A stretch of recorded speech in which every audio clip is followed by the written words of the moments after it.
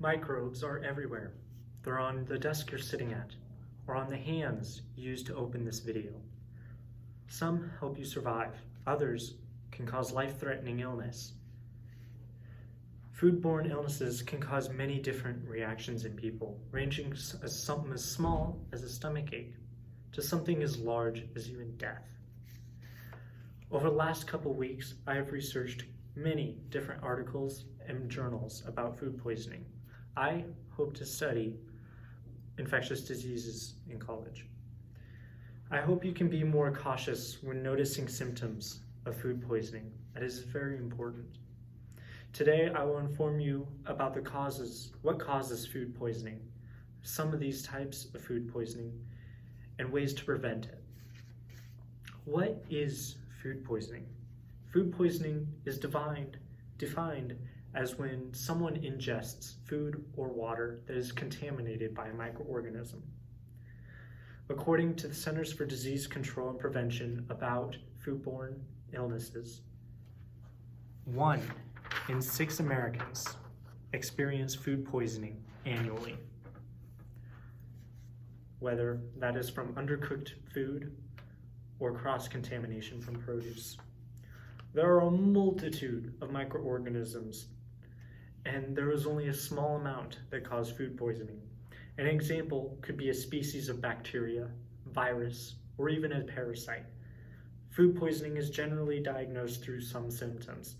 Some of these common ones are stomach cramps, nausea, vomiting, or diarrhea.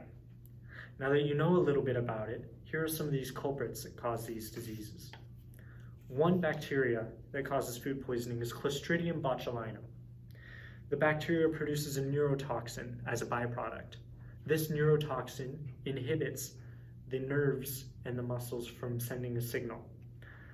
These neurotransmitters are prevented, and it slowly causes the muscle to stop moving or not even receiving signals. This, over time, slowly causes muscular paralysis and eventually death if not treated. This bacteria typically grows in improperly canned foods. Aside from bacteria, viruses can also cause food poisoning. Norovirus is an infection some people refer to as the stomach bug. This virus is much less severe than the bacteria I previously stated. This virus is considered very infectious. According to the Centers for Disease Control about norovirus, you could usually find this in leafy greens or shellfish like oysters. Parasites are a form of eukaryotic organisms that utilizes a host's resources to survive. Giardia is a parasite that's typically found in water and can sometimes be found in food.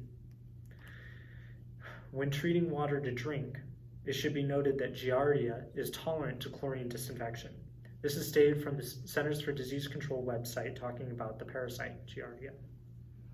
Here are a couple pictures of each of these. You could be infected by something as small as Clostridium botulinum, norovirus, or something in your intestines like Giardia. Some of these buggers are dangerous and unpleasant. So how do we protect ourselves from them? The United States Department of Agriculture's website about foodborne illness prevention says that cleanliness is the easiest step towards prevention. It goes without saying, but cleaning your hands is very simple yet effective. Cleaning foods like produce is another effective way to prevent food poisoning. Preventing cross-contamination is another form that helps. For example, when you cut meat, you do not want to use the same knife to cut produce, like celery. Different foods must also be cooked to different temperatures to kill any microorganism capable of causing disease.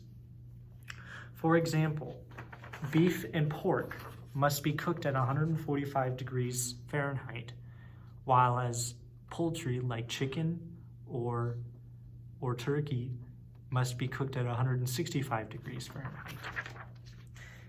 An easy way to measure the temperature is to use a thermometer in the meat. One more way to prevent foodborne illnesses is to store them properly. Canned foods must be sealed properly to avoid bacterial growth. If you see a can that has a popped lid, do not consume it unless you know when it was popped or opened. The United States Food and Drug Administration says that in the article, "Are you storing your food safely?" that your refrigerator should be no warmer than 40 degrees Fahrenheit and your freezer should be no warmer than 0 degrees Fahrenheit. When you have warmer than these temperatures, it gives chances for bacteria or even molds to grow in your food, which would cause severe illness. Now that you understand food poisoning, types of microbes that cause these diseases, and any preventative measures, I want you to apply this knowledge in any food you make and to help others prevent food poisoning. Microbes will never go away. It is best to prepare in case you encounter something you cannot see. Thank you.